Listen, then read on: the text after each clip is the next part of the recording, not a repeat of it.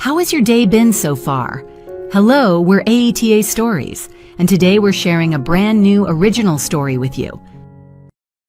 Elizabeth Carter moved through the kitchen with practiced calm, checking each detail one last time. The table had been set hours earlier, the white linen pressed smooth, the plates aligned with quiet precision, candles waited unlit, their wicks trimmed just enough. From the oven drifted the familiar warmth of cinnamon and baked apples, a scent that always made the house feel smaller and safer, as if the walls leaned in to keep the world out. She paused, hands resting on the counter, and listened. The house was still. No footsteps, no voices, only the soft hum of the refrigerator and the ticking of the clock above the doorway, counting down to Michael's return. 35, she thought. A milestone he'd brushed off with a smile when she mentioned it, insisting it was just another year. But Elizabeth had wanted this evening to feel different. Not grand, not loud, just deliberate. A moment that said, I see you. I chose this. I'm here. She adjusted the small arrangement of flowers near the window, then stepped back.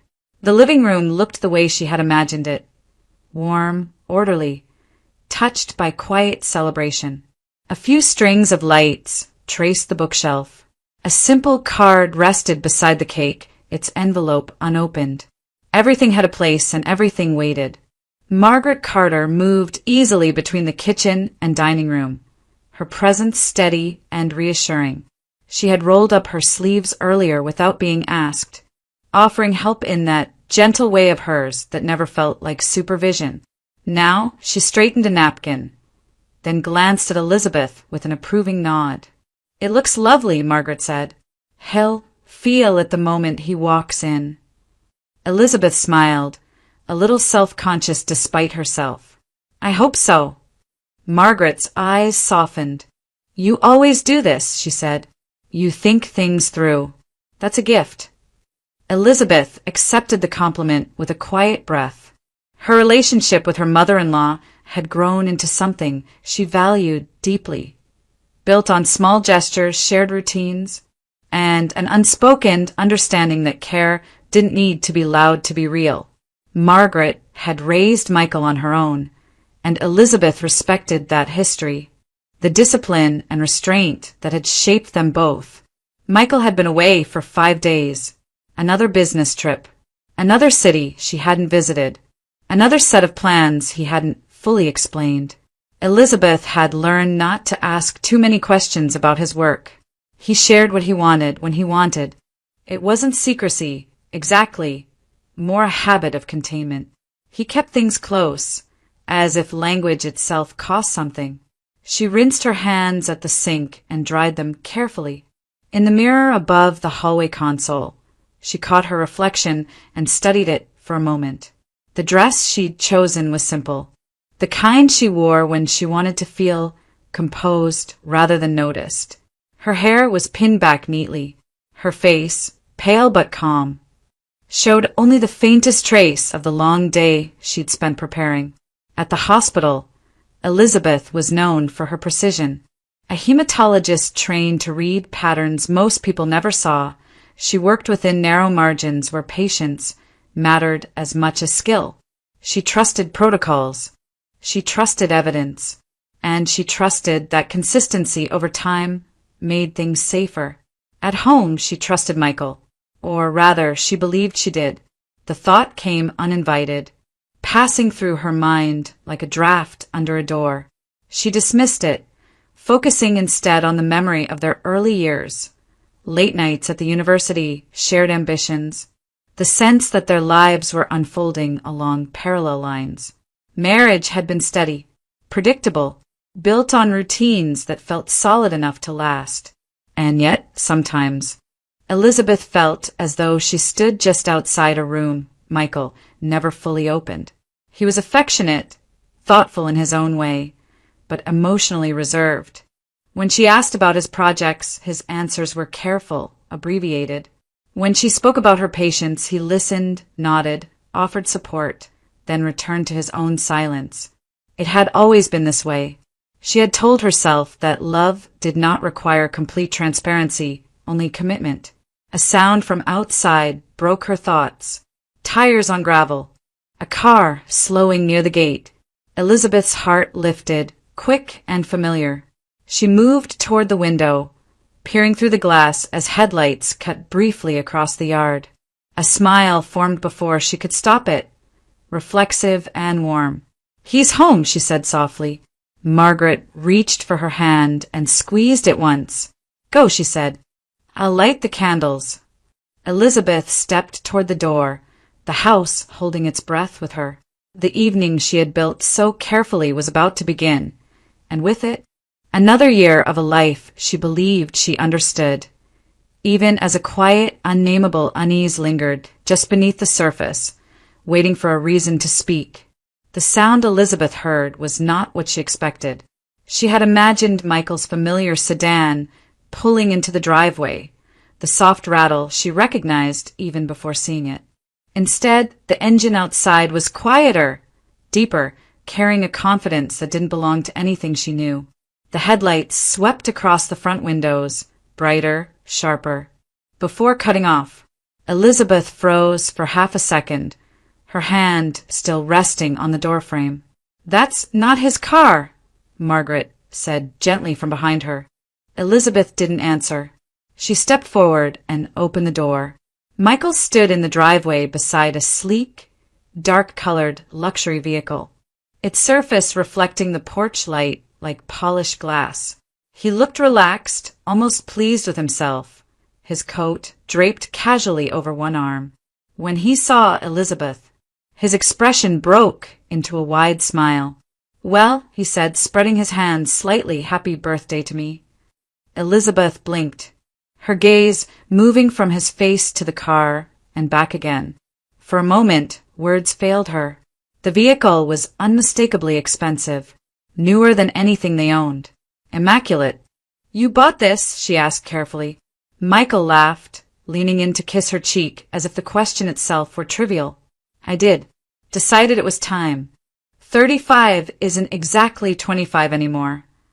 Elizabeth felt the warmth of his kiss, but it didn't settle her. "When?" she asked. "I mean, how? We were talking about saving for the house." "I remember," he said, lightly waving a hand. "Plans change." She stepped aside to let him pass, her eyes drawn again to the car. The interior lights glowed softly as Michael locked it, revealing a cabin that looked untouched, pristine. Inside the house, the familiar warmth returned, but something in Elizabeth had shifted. Michael greeted Margaret with a quick hug, accepting her congratulations with easy charm, as though arriving in a luxury vehicle unannounced was the most natural thing in the world. Over dinner, Elizabeth tried to focus on the celebration. She poured drinks, smiled at the right moments, listened as Michael talked about his trip in broad strokes, meetings, delays, nothing specific. When the conversation circled back to the car, she asked again, keeping her tone neutral. "So, was this planned? The purchase?" Michael glanced at her, his smile tightening just enough to notice. "I picked up some extra work," he said. "A good contract. One of those opportunities you don't pass up." "What kind of contract?" Elizabeth asked. "You didn't mention it before." He shrugged, cutting into his food. It came up quickly. Nothing dramatic. There was again that careful narrowing of detail. Elizabeth nodded, though her mind kept moving. The timing felt wrong. The secrecy felt unnecessary. Michael had always consulted her on major decisions, or at least informed her afterward. This wasn't like him. "I just wish you'd told me," she said quietly. "It's a big purchase." Michael sighed, setting his fork down. "Elizabeth, it's not a problem. It's my money, and the car is already paid for. You don't need to analyze everything." The words weren't harsh, but they closed the door all the same. "I wasn't trying to analyze," she replied, instinctively softening her voice. "I was just surprised." "Well, consider it a shared surprise," he said, his tone shifting. "Smoother now. You can use it too." Might even make your commute easier, right? No more buses in winter. Elizabeth looked at him, caught off guard by the sudden generosity. It was true. Having a car like that would change her mornings, shorten her days. The offer felt practical, reasonable. Michael, she began, then stopped. She didn't know how to frame the unease forming beneath her ribs without sounding accusatory. I just didn't expect it. He reached across the table and covered her hand with his. That's all this is, he said. An unexpected upgrade. Nothing more. She smiled back, returning the gesture because that was easier than pressing further. Politeness settled over the moment like a thin veil, hiding what she couldn't yet name. But as the evening continued, Elizabeth found herself glancing toward the window, where the car sat quietly in the driveway. It didn't belong to the life she thought she knew. And for the first time, the sense that she was missing something important refused to fade, no matter how carefully she told herself everything was fine. Elizabeth hesitated for only a moment before agreeing to drive Margaret home. Michael suggested it casually, as though it were the most natural next step, an opportunity to break in the new car, to get comfortable with it. Margaret smiled, already reaching for her coat, clearly pleased by the idea. Outside, the night air was crisp and quiet. Elizabeth unlocked the car and slid into the driver's seat, her movements careful, almost formal. The interior smelled new, leather and something faintly metallic, untouched by time or routine. The dashboard lights glowed softly as she adjusted the seat, her hand steady despite the unfamiliarity. Margaret settled into the passenger seat, fastening her seatbelt with a satisfied nod. It's very smooth, she said as Elizabeth eased the car out of the driveway.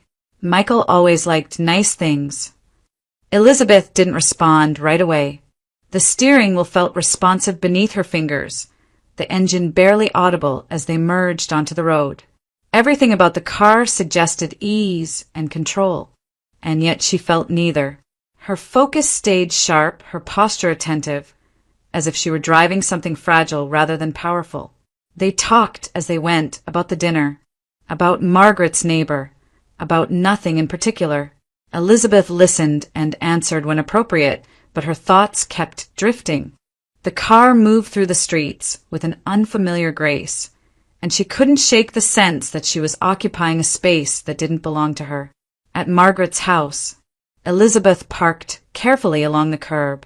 She stepped out to help her mother-in-law, waiting until she was safely inside before returning to the driver's seat.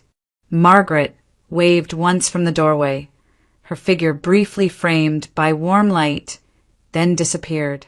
The street fell silent again. Elizabeth exhaled slowly and started the engine. As she pulled away from the curb, something caught her eye in the rearview mirror. A pale rectangle lay on the back seat, half hidden against the dark upholstery. She slowed instinctively, then pulled over beneath a streetlight. The car idled as she twisted in her seat, reaching back. The object was a photograph, slightly bent at the corners, its surface worn from being handled. Elizabeth held it between her fingers and froze. The man in the photograph was young, with tired eyes and a faint, guarded smile. His face was thinner than she remembered seeing it in the hospital, but unmistakable all the same. Daniel Hoffman.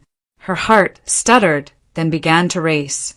For a moment, she simply stared, the streetlight casting a harsh glow across the image. Daniel was one of her patients, critically ill, battling a rare blood disorder that had weakened him week by week despite treatment. She knew his face too well, the pallor, the quiet endurance, the way his eyes searched hers every time she entered his room. Elizabeth swallowed hard. Why would his photograph be here? Her mind moved quickly, searching for explanations, each one less convincing than the last. Perhaps the car had belonged to someone else before Michael bought it. Perhaps Daniel had sold it months ago, long before his condition worsened. Perhaps the photograph had nothing to do with ownership at all. But none of those thoughts settled her. A familiar, Uncomfortable awareness rose in her chest. The same feeling she experienced when lab results didn't align with symptoms, when something vital was missing from the equation. The kind of unease that demanded attention, no matter how inconvenient. Elizabeth closed her eyes briefly, pressing the photograph flat against the seat. The image of Daniel's face overlapped with the memory of him lying in his hospital bed, monitors quietly tracking his fragile progress.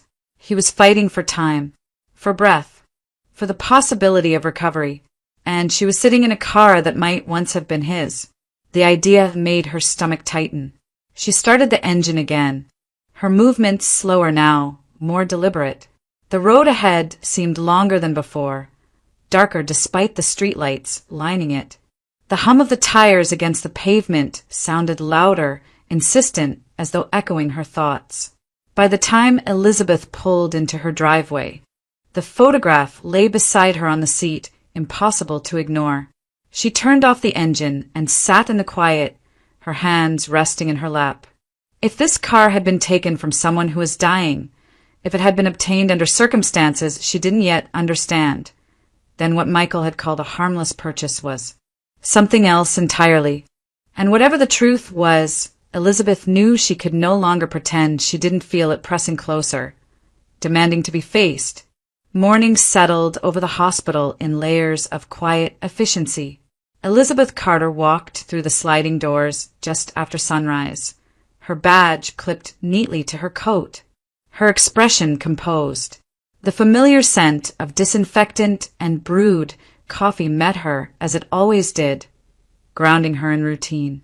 Whatever questions had followed her through the night, this was where she knew who she was and what was expected of her. The hematology ward was already awake.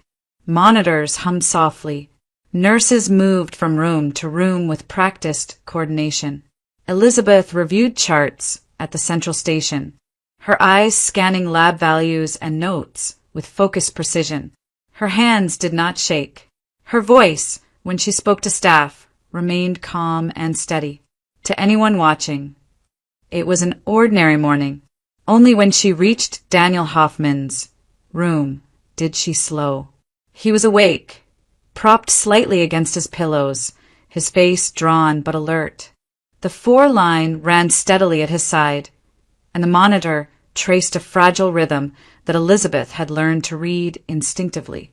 She greeted him with a professional smile, checking his vitals, asking routine questions about pain and nausea. Daniel answered politely, though fatigue weighed heavily on him. After finishing the exam, Elizabeth hesitated. She adjusted the chart on the foot of the bed, then met his eyes again. "Daniel," she said gently, "there's something I need to ask you. It's not about your labs." He frowned slightly. "All right." She chose her words with care. "Your car," she said. "Do you know where it is right now?" Confusion crossed his face, followed by surprise. "My car?" "Yes," Elizabeth replied. "Have you sold it recently?" Daniel shook his head slowly. "No, I haven't sold anything." Her chest tightened, but she kept her voice even. "Have you given anyone permission to manage it on your behalf?" He exhaled, the effort visible. "I signed a power of attorney before I was admitted. Temporary. My executive assistant handles things when I can't." Elizabeth nodded. "Her name is Veronica Hayes?" "Yes," Daniel said, relief flickering in his eyes at her knowledge. "She's been with me for years. She was supposed to take the car out of storage and make sure everything was maintained. I haven't driven in months." Elizabeth's fingers pressed lightly into the clipboard. "Just to be clear," she said, "you never authorized a sale?" "No," Daniel said firmly. "Absolutely not." The silence that followed felt heavier than any diagnosis Elizabeth had delivered. She forced herself to breathe normally, to maintain the professional distance she had trained herself to keep. "Thank you," she said. "That's all I needed to know." As she left the room, the corridor seemed narrower than before. The soft sounds of the ward, the beeping monitors, the murmur of voices, blurred at the edges. The facts arranged themselves in her mind with clinical clarity. The car should not legally belong to her husband. Whatever transaction had taken place, it had not been Daniel's decision. And Veronica Hayes was no longer a distant name. She was a presence, one that now hovered uncomfortably close to Elizabeth's personal life. Elizabeth returned to her duties, moving through the ward with measured efficiency.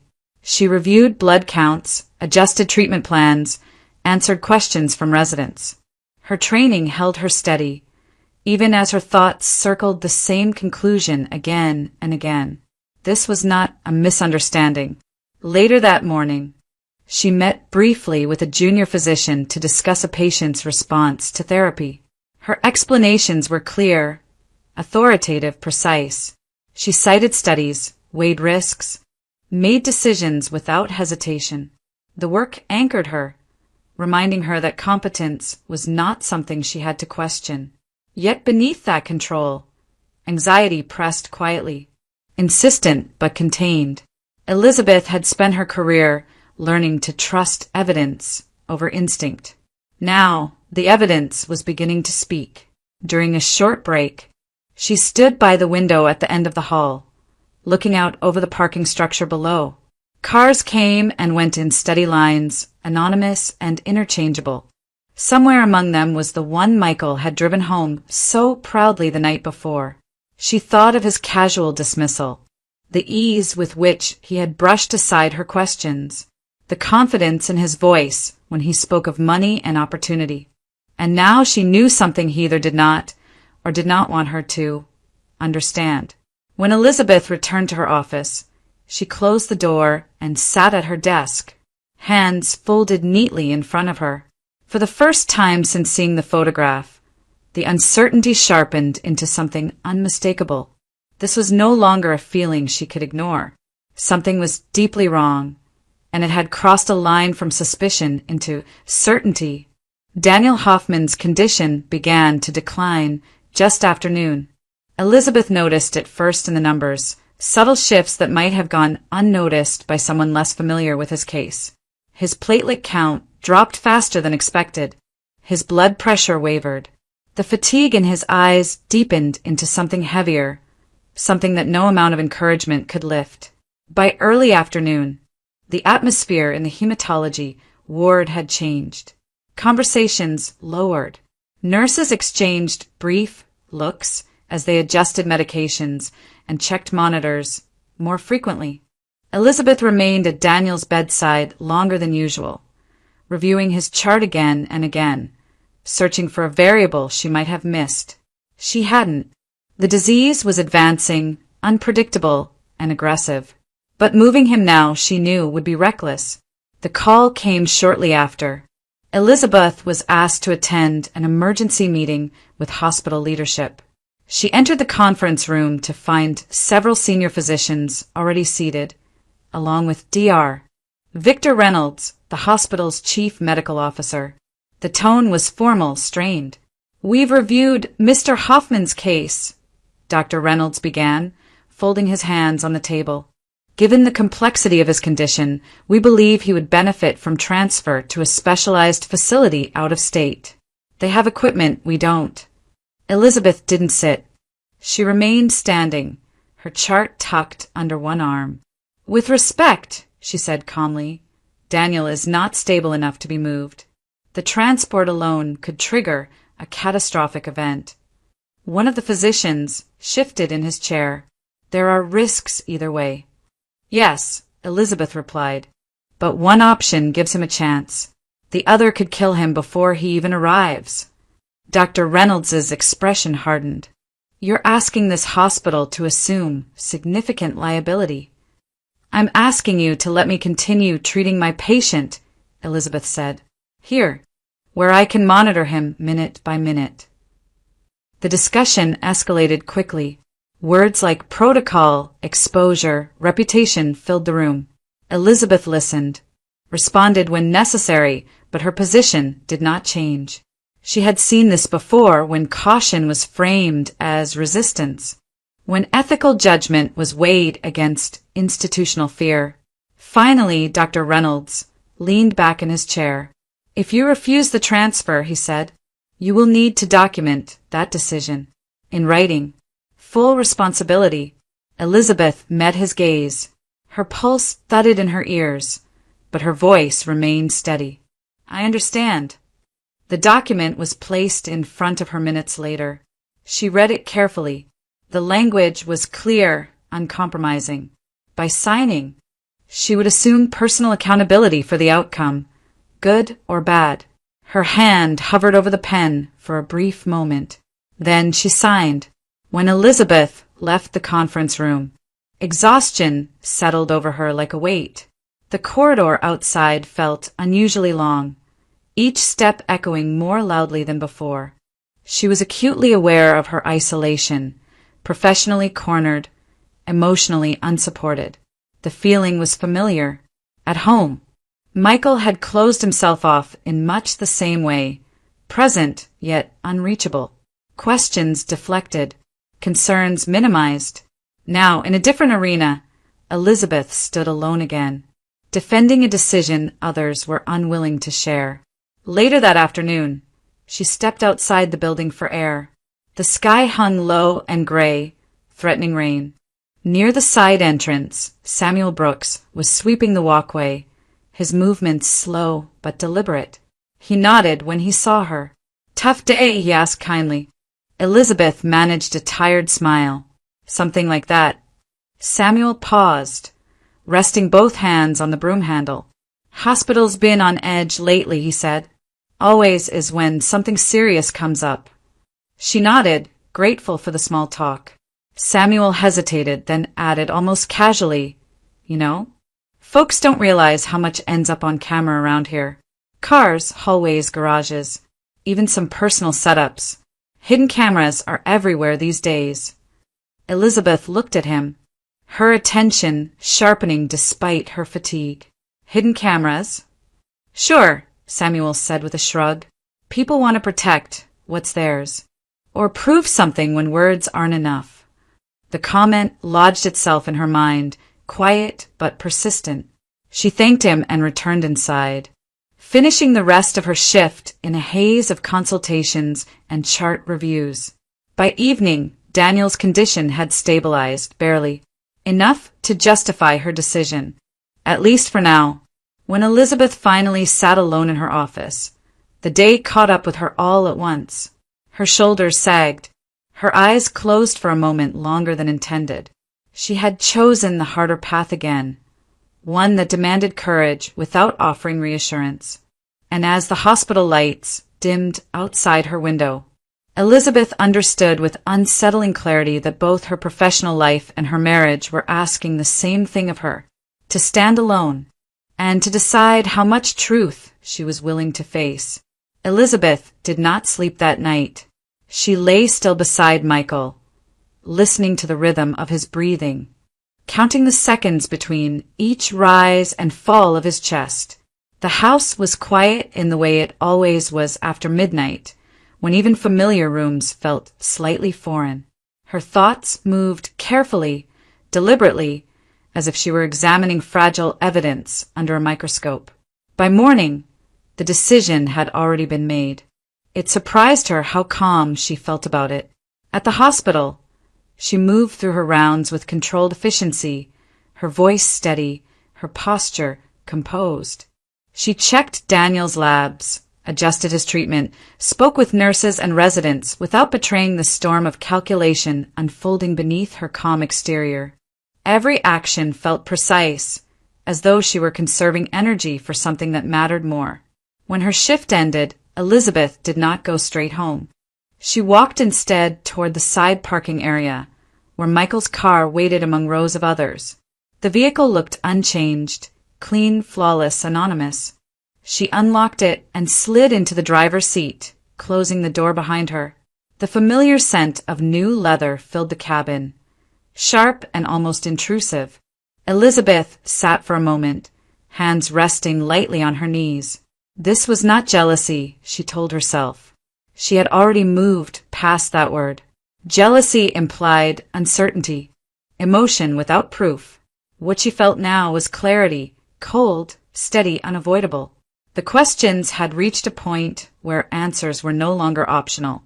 From her bag, she removed a small device wrapped in tissue. It was compact, unremarkable, easily overlooked. She turned it over in her hand, noting its weight, its quiet simplicity. The suggestion Samuel Brooks had made the day before returned to her with uncomfortable precision. Hidden cameras are everywhere these days. Elizabeth worked carefully, methodically. She chose a discreet angle inside the cabin, one that would capture both the driver and the front passenger without drawing attention. Her movements were deliberate, practiced, as though she were performing a familiar procedure.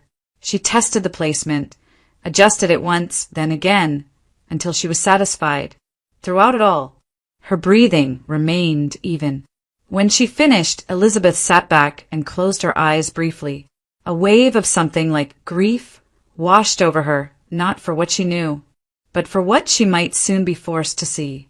The possibility weighed on her chest, heavy and undeniable. She opened her eyes and stepped out of the car, locking it behind her. That evening, Michael returned home later than usual. He mentioned work, deadlines, vague frustrations. Elizabeth listened, nodded, asked nothing. She noticed the tension in his shoulders, the way he avoided meeting her eyes for more than a moment at a time. She noted it all with a strange detachment, as though observing a case from a distance. After dinner, Michael's phone rang. He glanced at the screen and stood abruptly.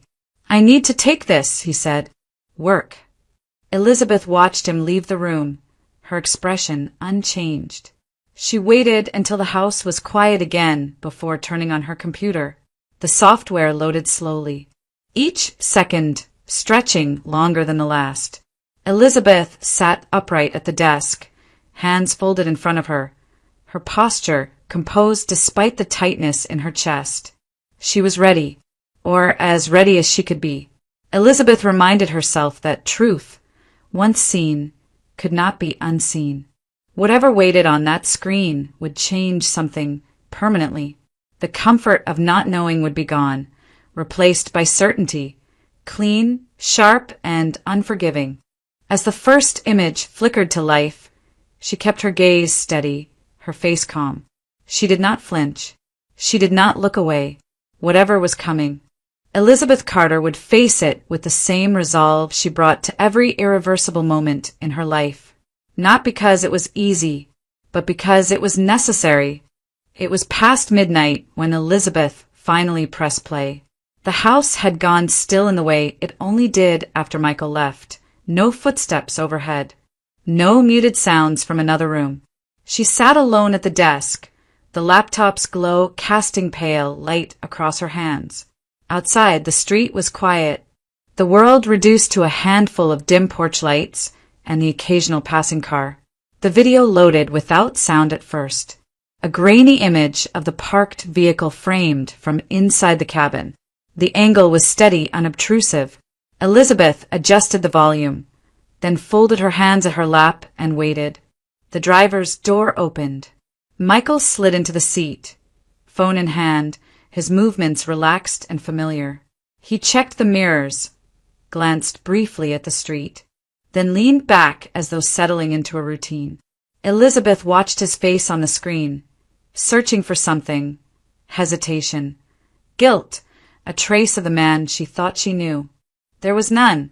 A moment later, the passenger door opened. Veronica Hayes entered the frame. Elizabeth's breath caught, sharp and silent.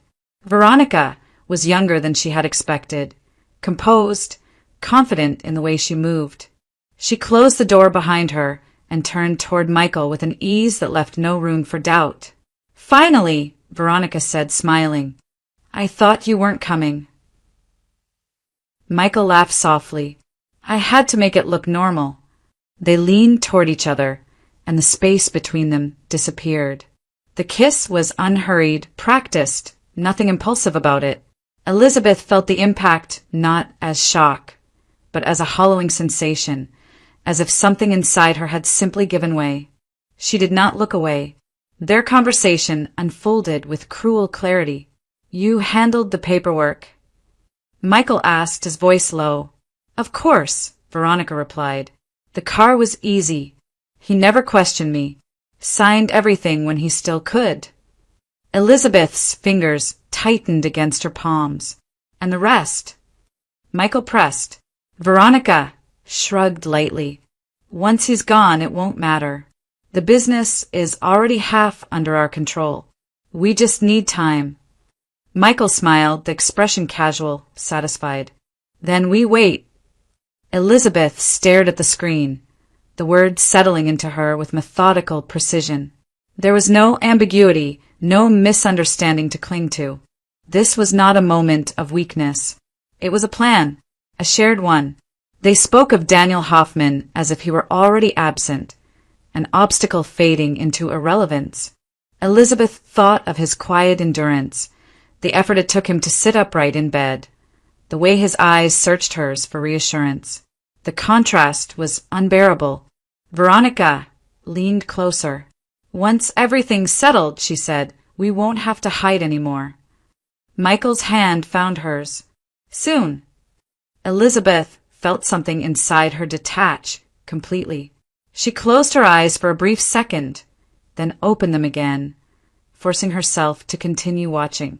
She needed to see it all, to let the truth run its full course without interruption. The video ended a few minutes later. The screen went dark, reflecting her own face back at her, pale, unmoving, strangely distant. Elizabeth sat there, unable to feel anything fully. The devastation arrived without drama, without tears. It was quiet, absolute, a clean fracture. This was the point of no return. She shut the laptop slowly and leaned back in her chair. The room felt unfamiliar, as though it belonged to someone else. Every memory she shared with Michael, every conversation, every shared plan, rearranged itself in her mind, taking on new shapes, new meanings. The man she had married was gone, or perhaps he had never been there at all. Elizabeth stood and walked to the bedroom. The bed was untouched, cold on Michael's side. She did not sit. She did not lie down. She simply stood there, absorbing the finality of what she had seen. There would be no explanations worth hearing, no apologies capable of repair. Her marriage had ended in that car, captured in quiet, unfiltered truth. Elizabeth returned to the desk and copied the file carefully, saving it in more than one place. Her movements were precise, efficient, devoid of emotion. It felt like completing a task she had been trained for, even if she had never imagined needing the skill. When she finished, she closed the computer and turned off the light. In the darkness, the numbness remained. But beneath it, something steadier had begun to form, an understanding that whatever came next would be built not on hope or denial, but on certainty. And certainty, once claimed, could not be given back. Elizabeth did not pack much. She moved through the house with quiet purpose, choosing only what was necessary. Clothes for a few days, her work documents. The small things she knew she would need to feel anchored. The rest she left where it was.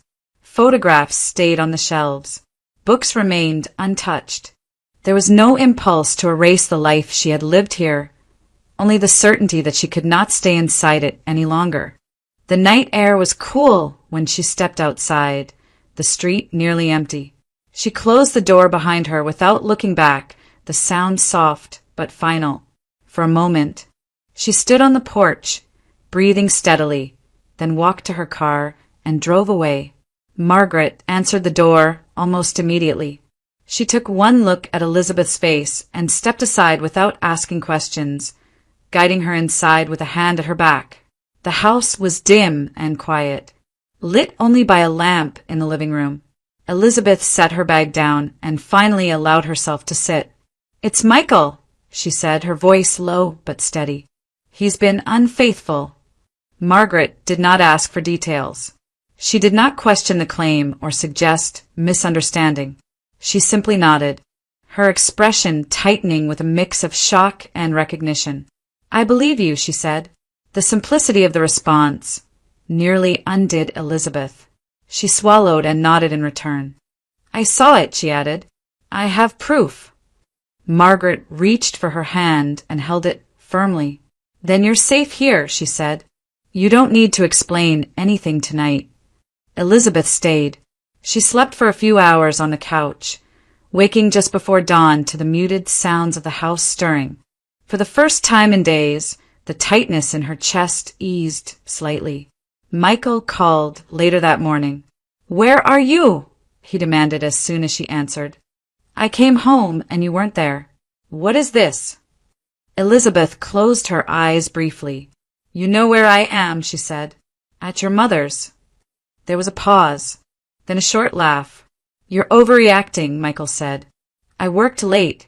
You disappear in the middle of the night and expect me not to ask questions." "You were not at work," Elizabeth replied calmly. His tone shifted, irritation creeping in. "You're imagining things again. This is exactly what I mean. You jump to conclusions."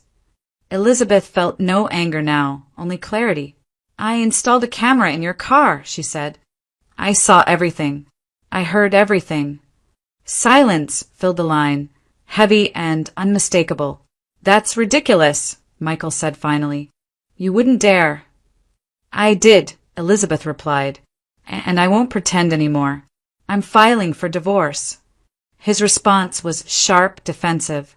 "You think this makes you clever? Sneaking around, spying on your own husband? You're blowing this out of proportion." Elizabeth listened without interruption.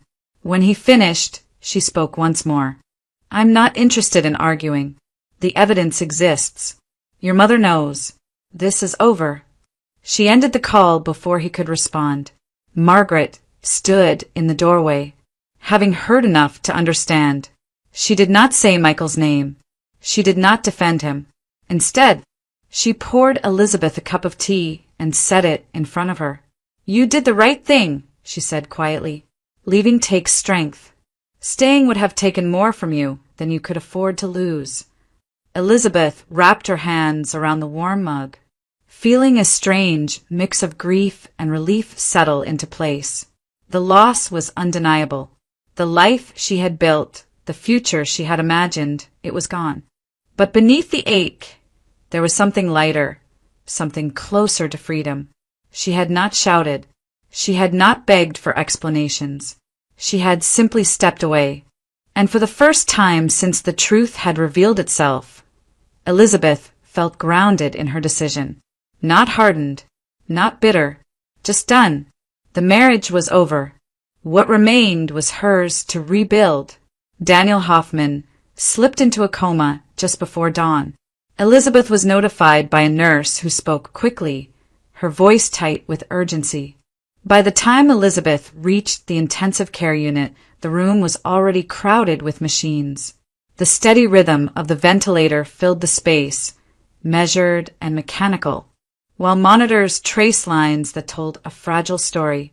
Daniel lay motionless, his skin pale beneath the harsh lights, his body doing only what the machines allowed. Elizabeth stood at the foot of the bed, absorbing the reality she had prepared for but hoped to avoid. She reviewed the chart, checked the medications, spoke briefly with the attending physician. Every step followed protocol. Every decision was defensible. And still, the weight of it pressed down on her chest. Within hours, the pressure began. She was summoned to an administrative office where Dr. Victor Reynolds waited, his expression cool, guarded. He did not offer a seat. "If Mr. Hoffman doesn't recover," he said, "the circumstances of his care will be reviewed." Elizabeth met his gaze. They should be. Dr. Reynolds's lips thinned. "You refused the transfer. You signed the responsibility statement. The board will need someone accountable." Elizabeth understood what he was saying without him having to say more. If Daniel died, the hospital would not share the burden. It would place it squarely on her shoulders. She returned to the ICU and resumed her watch. Late that morning, as Elizabeth stood beside Daniel's bed reviewing the latest vitals, the door opened. She turned and saw Veronica Hayes enter the room, composed and immaculately dressed. A man followed her, older, carrying a leather folder. his expression cautious and professional. "I'm here on official business," Veronica said coolly. "This is a notary." Elizabeth's spine straightened. "This is an intensive care unit," she said. "You need to leave." Veronica smiled faintly. "Daniel asked me to handle matters like this if something happened. He won't mind." "He is unconscious," Elizabeth replied, "and you will not conduct legal proceedings in this room." Veronica stepped closer, her tone sharpening. "You don't have the authority to stop me." Elizabeth felt the familiar surge of resolve. "I do," she said, "as his attending physician, as long as he is my patient. His safety comes first." The notary hesitated, glancing between them. Veronica's composure cracked just enough to reveal irritation. "You've already interfered enough," Veronica said. "If anything happens to him, that's on you." Elizabeth did not raise her voice. "Leave," she said again. "Now." The silence that followed was heavy, decisive.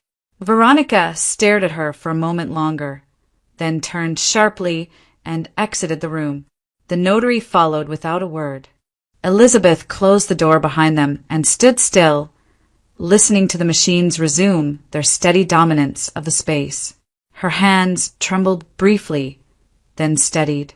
She remained with Daniel through the day and into the night. The hours blurred together. Medication adjustments, consultations, moments of waiting punctuated by sudden alarms. Elizabeth slept in a chair when she could, waking at the slightest change in sound. She spoke to Daniel in a low, steady voice, explaining procedures, offering reassurance even though he could not respond. Days passed. The hospital grew tense. Conversations hushed when Elizabeth entered a room. She felt eyes on her in the corridors, heard fragments of speculation she pretended not to notice. She was isolated now in a way that left no room for doubt. Then, one morning, Daniel's fingers moved. Elizabeth noticed the change immediately. A slight twitch, barely perceptible. She leaned forward, watching closely. A moment later, his eyelids fluttered. "Daniel," she said softly, "can you hear me?" His eyes opened slowly, unfocused at first, then gradually clearer. He breathed out, shallow but deliberate. Relief washed over her so strongly she had to steady herself against the bed rail. Recovery was slow and uneven. Daniel remained weak, disoriented at times, but his progress was undeniable. As he regained strength, Elizabeth explained what had happened, carefully without embellishment. When she told him about the attempted will, about the car, about Veronica, his reaction was quiet but resolute. "Report it," he said. "All of it." Elizabeth did. The evidence spoke clearly. The video recordings left little room for interpretation. Veronica Hayes was charged with fraud and abuse of power of attorney. Michael Carter's involvement was exposed through the same footage. His voice, his agreement, his plans laid bare. Criminal proceedings followed swiftly. Elizabeth did not attend the hearings. She did not need to. The outcome was no longer hers to manage. Justice moved forward without her involvement, deliberate and unyielding. When the verdicts came, there was no sense of triumph, only a calm acknowledgement that truth, once documented, could not be undone. At the hospital, leadership shifted. Dr. Reynolds was removed from his position after internal review. His attempt to deflect responsibility laid out alongside the facts. Elizabeth was called into a meeting weeks later, not for reprimand but recognition. "You did the right thing," one board member said simply. Under pressure, Elizabeth nodded, accepting the words without celebration. As Daniel continued his recovery, Elizabeth visited him regularly, their conversations quiet and unforced. There was no urgency, no expectation, only the shared understanding that survival had changed them both. For the first time in months, Elizabeth felt the weight begin to lift.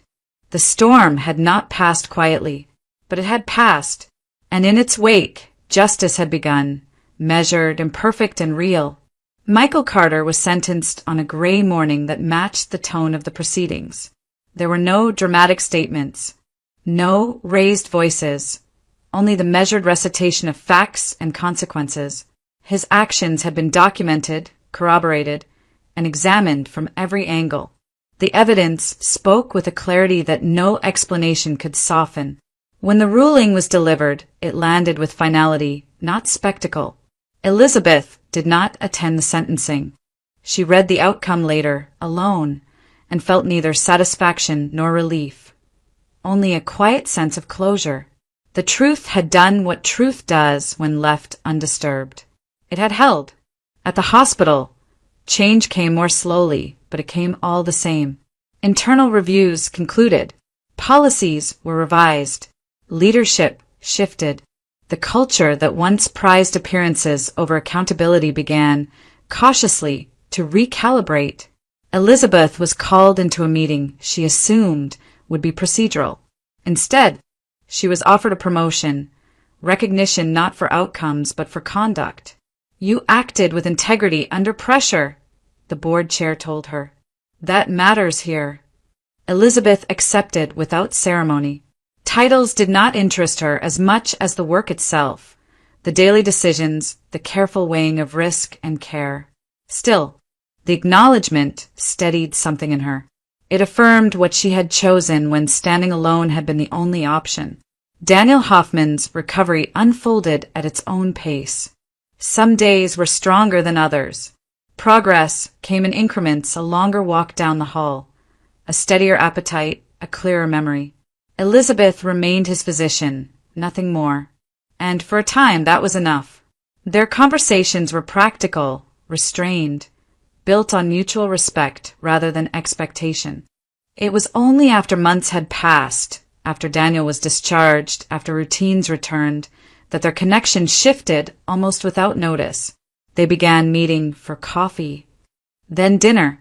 There were no grand declarations, no rules, just the quiet recognition of shared ground, a mutual understanding of what had been lost, and what it meant to rebuild without illusion.